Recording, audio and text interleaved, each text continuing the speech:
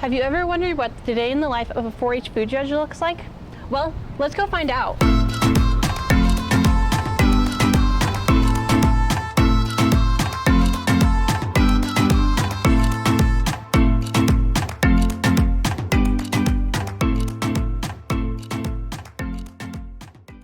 So we are here today with Liz Niemann, who is judging wagon wheel biscuits.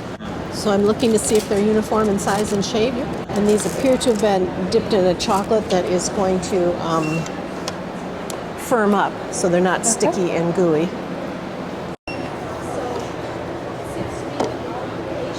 So what do you look for in baking baked goods?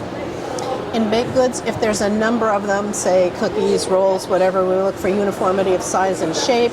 We look at the texture to see if it's nice and light and pillowy, or if it's, you want a brownie to be kind of dense, but you want angel food cake to be very tender and very light.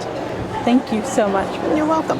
Hi, my name is Rebecca Creighton, and I'm here with the Iowa 4-H reporters at the Iowa State Fair with Lisa Tapper. Lisa, could you tell me what you're doing here today?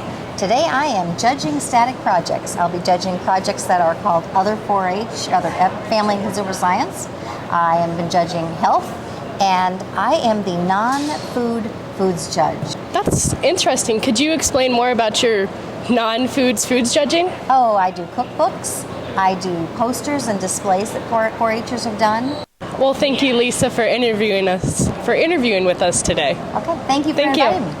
Thank you for joining us on our adventure to see what a 4-H food judge does. We hope you have a wonderful time at the Iowa State Fair.